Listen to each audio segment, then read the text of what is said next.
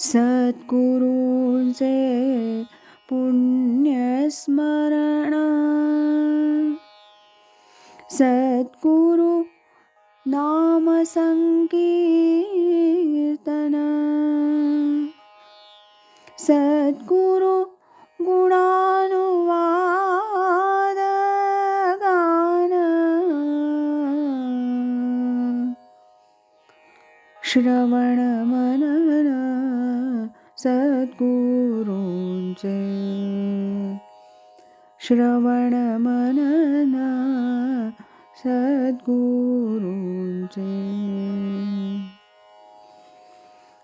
आज ऐकूया स्वामी स्वरूपानंद एक अलौकिक राजयोगी या ग्रंथातील प्रकरण 8 स्वरूपानंद दर्शन.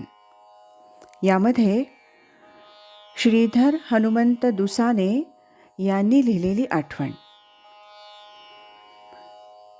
पावसला ये. संत विभूती ह्या संबंधी लिहिण्याचं आणि त्यांच्यात वैशिष्ट्यपूर्ण रस घेण्याचं माझं वय नाही, परंतु जे घडलं ते तसंच्या तसं नमूद करतो. आमचं घराणं वारकऱ्याचं. नवनाथाची पोथी आमच्या घरात अगदी अधिष्ठानासारखी आहे. लहानपणी ती खूप कानावरून पण गेली आहे. त्यामुळं नवनाथांबद्दल प्रेम आहेच. आयुष्यात कुठंतरी एखादा तरी नाथ भेटावा, ज्ञानदेवांसारखा योगी भेटावा, असा अस्पष्ट का म्हणाना ठसा मनावर कुठंतरी उमटला होता, एवढंच. 30 डिसेंबर 1973 रोजी मला एक दृष्टांत झाला. दृष्टांत असंच म्हणतो मी त्याला, कारण पुढे सर्व कसं त्याप्रमाणेच झालं. माझ्या दृष्टांतात एक पुरुष आला आणि म्हणाला, तुला ज्ञानेश्वरांचा अनुग्रह हवाय ना? मी म्हटलं, पण ते कसं शक्य आहे? तो पुरुष म्हणाला, शक्यता नंतर पाहू. कॉलेजची परीक्षा झाल्यावर मे महिन्यात पावसला ये. 30 डिसेंबर 1973 रोजी अशी ही घटना झाली होती आणि दिवसभरात मी ते सर्व विसरून सुद्धा गेलो. त्याच्या अगदी दुसऱ्याच दिवशी ज्यांना मी अगदी मातृतुल्य असं मानतो अशा माझ्या परिचयाच्या पुरंदरेबाईंकडे अगदी सहजच असा गेलो होतो. त्यांच्याकडे श्रीयुत फडतरे म्हणजे दत्त मुद्रणालयाचे व्यवस्थापक ते आले होते.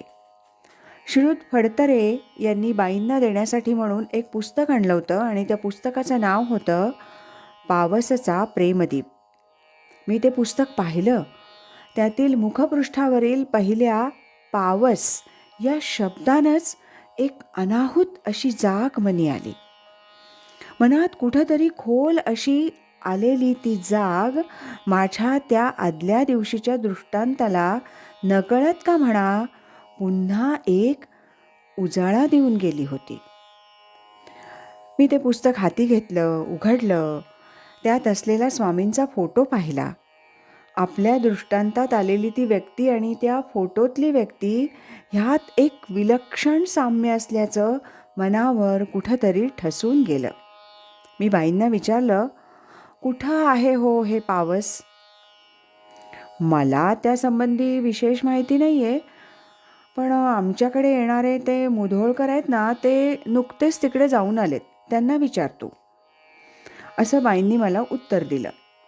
मी मुधोळकरांना गाठलं, सर्व माहिती मिळवली आणि परीक्षा झाल्यावर मे महिन्यात पावसला जायचं मनात पक्क केलं.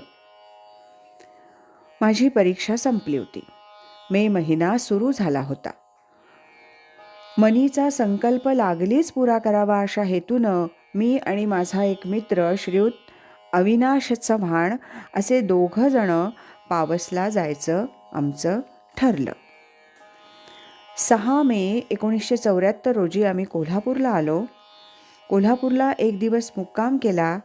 त्यातच एसटीचा संप 9 मे 1974 पासून सुरू होणार होता आणि तो पुढे तसा झालाच.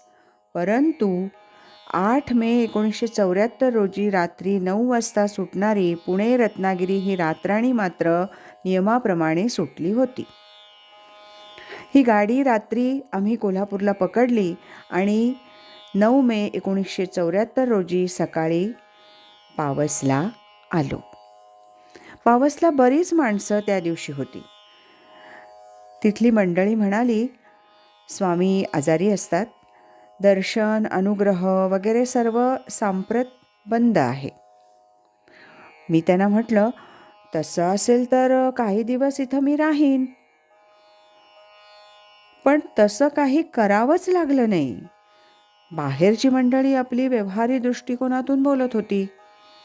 माझ्या मते स्वामी स्वरूपानंद हे आर पार पाहणारे सर्व साक्षी असे योगी होते. त्यांना आम्ही आलो आहोत, का आलो आहोत आणि कसे आलो आहोत हे मुळी सांगायलाच लागलं नाही. पुण्यातील 2 तरुण आले आहेत, त्यांना आत बोलवा असं स्वामींनीच खुद्द आपल्या सेवेकऱ्याकरवी सांगितलं. मी माझ्या मित्राबरोबर स्वामींच्या खोलीत 4 पावलं आत गेलो. स्वामी पलंगावर पहुडलेले होते. त्यांचं ते तेजस्वी दर्शन मला झालं. स्वामींनी माझ्याकडे बघून एक स्मितहास्य केलं. त्यात सर्व काही पोहोच मला तरी मिळाली होती. मी नमस्कार केला. स्वामींनी मंत्राचा एक कागद माझ्या हाती दिला आणि म्हणाले, हे कुणाकडून तरी समजावून घ्या. तदनंतर मी पुण्याला परत आलो. अशी ही स्वामींची माझी एकच भेट झाली. श्रीयुत भटांचा आग्रहच म्हणून जे झालं ते खरं निवेदलं. पुढे देवालाच ठाऊक. श्रीयुत श्रीधर हनुमंत दुसाने यांनी लिहिलेली ही आठवण होती. उद्याच्या भागात आपण बाबालाल दादा पठाण यांनी लिहिलेल्या आठवणीचं वाचन ऐकणार आहोत. श्रीमत सच्चिदानंद सद्गुरू श्री स्वामी स्वरूपानंद महाराज की जय. हरि ओम तत्सत.